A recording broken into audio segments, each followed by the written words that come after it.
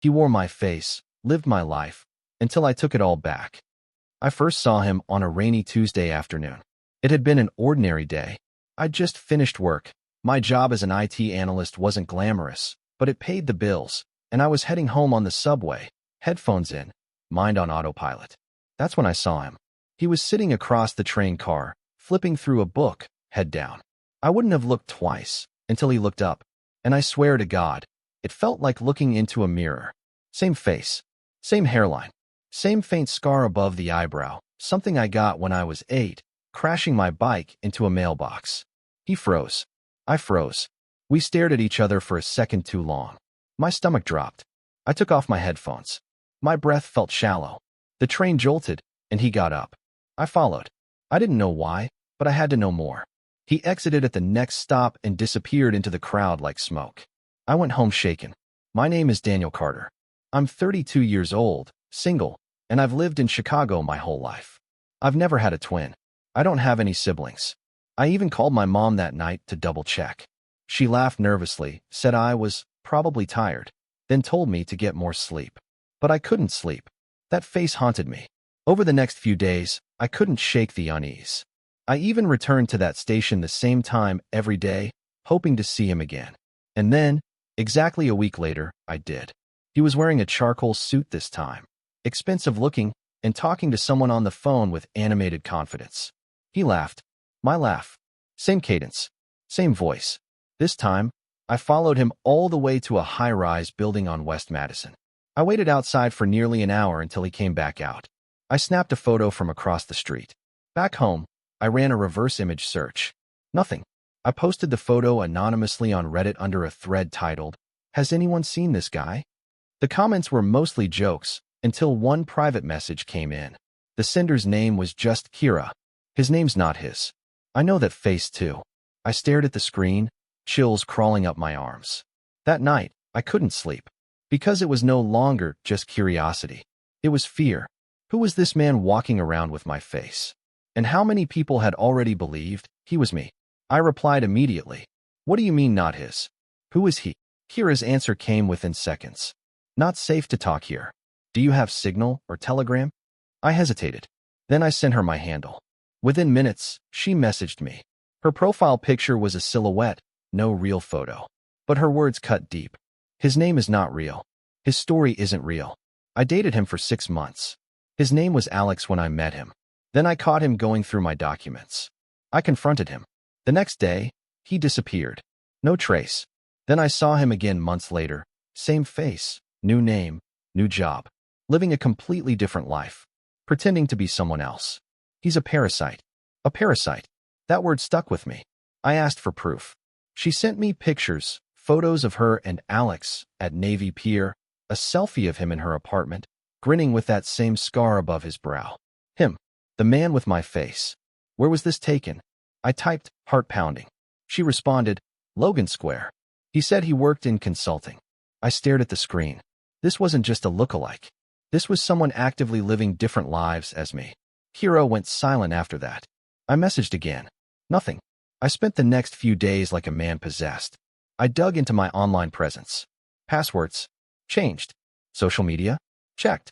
No suspicious activity. But then something. I got an alert from my bank. An attempted login from an unrecognized device. Denied, thank God. But it had my correct username. It rattled me. I called the bank, and after jumping through hoops, I got the login attempt's IP. I traced it. Logan Square. I drove there that night. The street was quiet. Gentrified. Coffee shops with fairy lights, and people walking their dogs. Then I saw him. He was coming out of a townhouse, laughing with a woman, tall, elegant, in a red coat. He kissed her. My stomach turned. He looked comfortable, like this life fit him. And then he did something that made my blood run cold.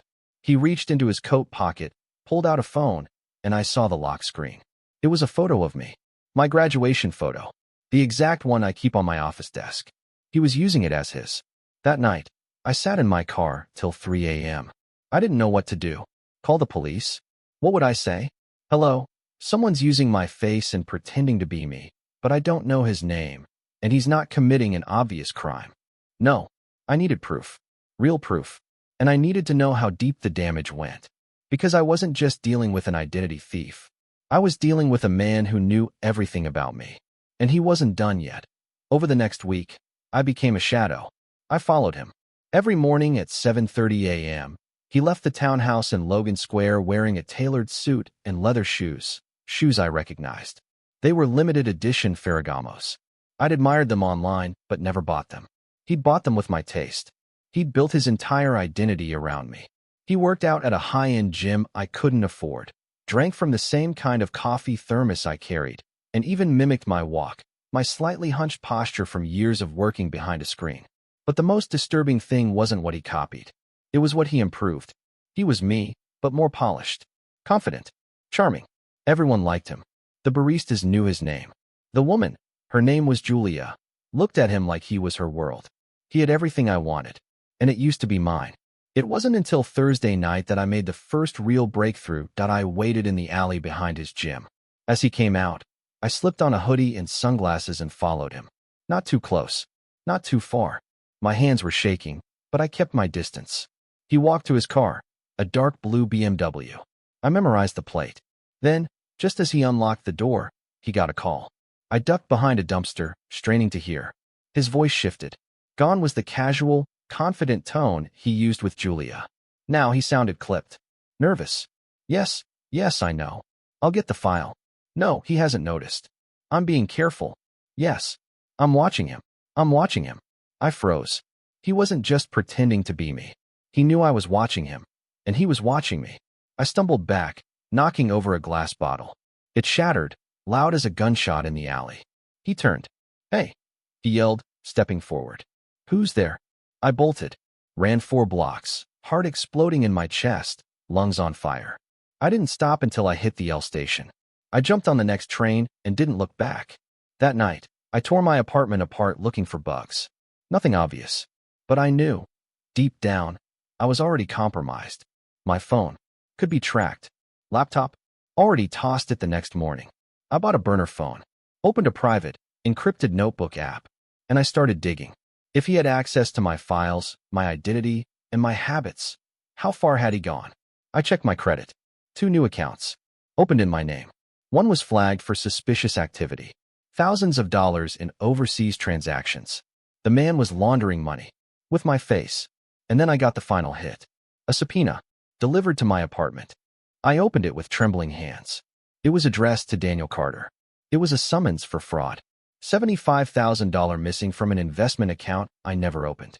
I dropped the paper, numb. He wasn't just living my life. He was destroying it. I knew I couldn't go to the police. Not yet. Not with no concrete proof, no fingerprints, no DNA. Just a face, my face. If I told them someone had stolen my identity, they'd say it was a scammer, someone online. But this wasn't a scam. This was personal. So I did the only thing I could think of. I became someone else. I called in sick to work, told my boss I was dealing with a family emergency. Then I packed a duffel bag, checked into a cheap motel under a fake name. Marcus Finch, a name pulled from an old college drama script. I bought a camera. High resolution. Night vision. Wi-Fi enabled. Then I waited until Friday night. I knew his routine by then. 7 p.m., dinner reservations at a fancy French bistro with Julia. 9 p.m., walk in the park nearby. 9:30 p.m., home.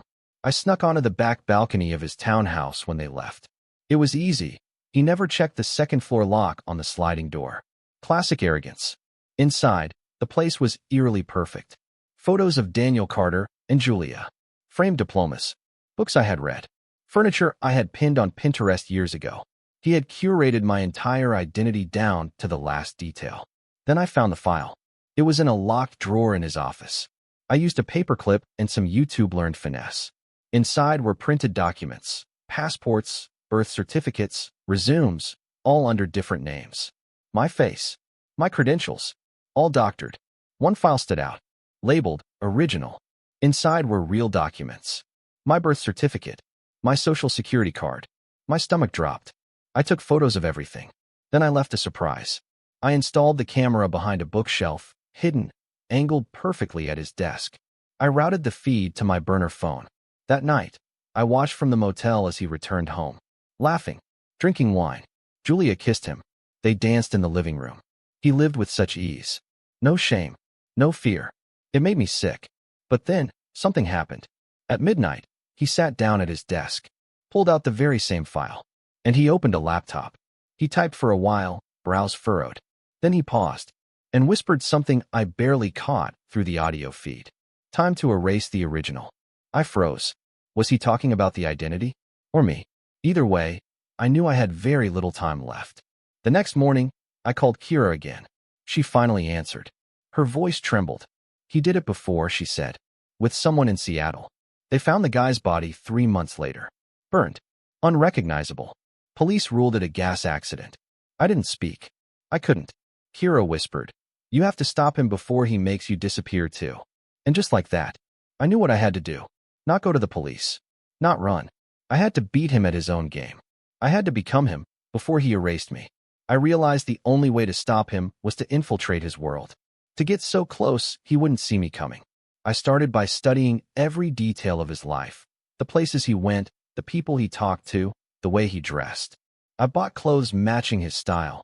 Tailored suits, sleek shoes, and that signature watch he always wore. I practiced his walk, his gestures, even his smile in front of the mirror. At work, I downloaded a voice modulator app to mimic his tone. It was crude, but enough to get by. Then I made my move. I used the burner phone to call Julia. I introduced myself as Alex.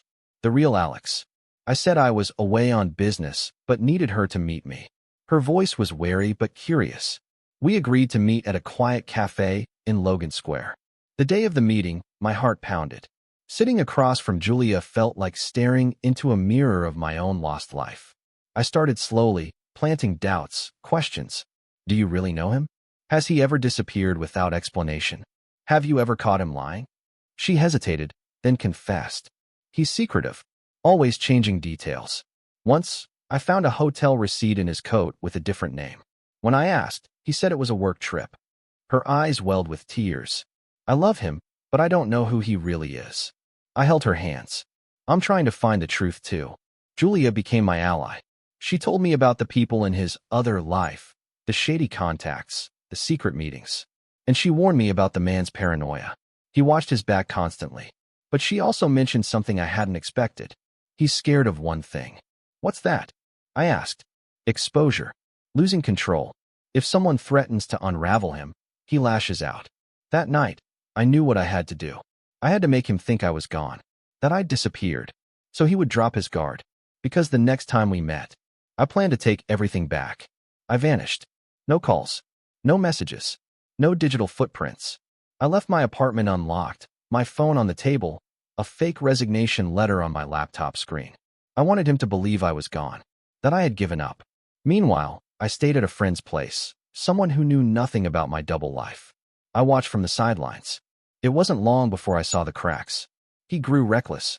He started visiting places he wouldn't normally go. A dive bar on the south side, a cheap motel outside the city, shady meetings in dark parking lots. His confidence cracked under the weight of suspicion.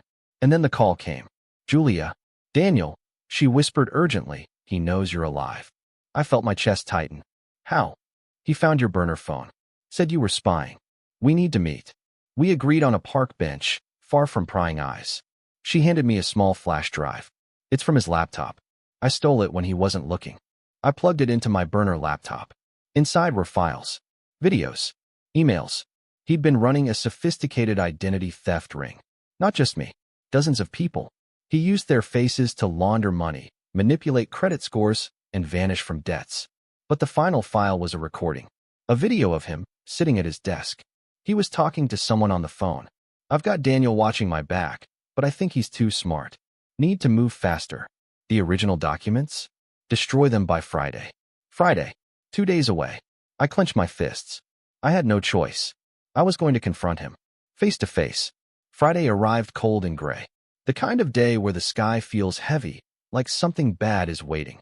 I parked a few blocks from his townhouse, dressed in my new suit, the one I had worn the night I first spotted him. This time, I wasn't hiding. I was coming for him. I texted Julia to meet me nearby, just in case. I rang the doorbell. No answer. I tried again. Suddenly, the door creaked open. There he stood. My face. My body. But his eyes, cold, calculating. You're persistent, he said with a smirk. I wondered when you'd show up. Who are you? I asked. Why are you doing this? He laughed, bitter and low. Who am I? I'm whoever I want to be. I was nobody before this. I found your life, your documents, and I took them. Because I had nothing. No family, no future. He stepped closer. But you? You had it all. So I took it. And I was better at living it than you. You destroyed me, I said, voice shaking. Maybe, he admitted. But I survived. Julia appeared behind him, her eyes wide. I grabbed the flash drive from my pocket. Game over. I have everything. The police will know the truth. He smiled, almost admiringly. Do you? Or do you think they'll believe you over me? I'm the one with the life. The job. The girlfriend. You're just the copy. The tension exploded. I lunged forward, but he was faster. A scuffle ensued. We fought like men desperate to hold on to a life not theirs. In the chaos, the flash drive flew from my hand, skidding under the couch. Julia dove for it, but he grabbed her wrist. Don't, I warned. He released her, breathing hard. Why don't we settle this? Here. I asked, wary. In court. Or better yet, a private deal. You walk away. I keep the life. No. He laughed again. You don't get it, do you? You're not the hero. You're the ghost. The one who's already been erased. I looked at him. This man who wore my face, lived my life, and stole my future. But I was still standing. And I wasn't done yet. I realized then that this wasn't just about identity or documents. It was a battle for existence. We stood there, two men who shared one face, but carried completely different souls. I took a breath and said, if you think you can keep living in my life by hiding behind my face, you're wrong. You want a deal? Fine. But this ends today. He sneered. And how? You have nothing. I smiled grimly. I have Julia. And I have the truth. I pulled out my phone. The burner still connected to the hidden camera feed from his townhouse. I've been watching you. Every lie. Every secret meeting. I've recorded everything. His eyes flickered. Something like fear, or maybe respect. I hit play. On the small screen, his carefully crafted life began to unravel. Secret phone calls, forged documents, hidden bank accounts, all laid bare. The woman in the video was his accomplice. A woman I hadn't met before, but whose face twisted the knife deeper. Because she was the reason Julia had started to question everything. He was exposed. His empire of lies crumbling in real time. He tried to shut the phone off, but it was too late. I called the police. He tried to run, but Julia blocked the door. They came quickly. Handcuffed, he looked at me one last time. Maybe you're the ghost, he said quietly, but I was the nightmare. The police led him away. I stood in the quiet house that was once mine and felt a wave of exhaustion wash over me. I had fought for my identity, my life, and my future. And I had won. But I knew something. This kind of man doesn't disappear easily. The weeks after his arrest were surreal. Friends and co-workers treated me like I'd survived a war, and in many ways, I had. My credit was slowly repaired, the fraudulent accounts closed. The police thanked me for the evidence. The case would be solid. But the damage wasn't just financial. Trust had been shattered. I couldn't look at my phone without flinching. I changed my routines, moved my favorite coffee shop, even got a new driver's license photo taken. But most painful was the feeling that someone had lived my happiest moments.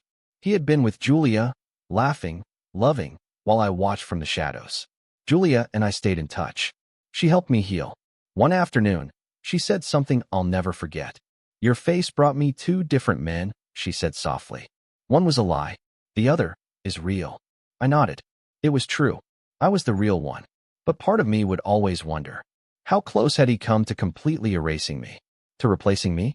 The answer haunted my dreams. Months passed. The trial was swift. He pleaded guilty to identity theft, fraud, and conspiracy, sentenced to 10 years. I sat in the courtroom, watching the man who wore my face finally held accountable. But even as justice was served, a shadow lingered. At night, I'd catch my reflection in the mirror and flinch. Was that really me looking back? Had the man who stole my face left a mark deeper than the scars I knew? I started therapy, trying to piece myself back together. I told my story to close friends, my family. Some days, the weight felt unbearable. But life went on. I changed jobs, moved to a new city, and started fresh. Sometimes, I wonder about the man who lived as me. What drove him? Desperation? Madness? Revenge? And sometimes, Late at night, I feel a whisper in the back of my mind that no matter how far I run or how hard I fight, there will always be someone ready to wear my face and steal my life. But this time I'm ready, because I know who I am.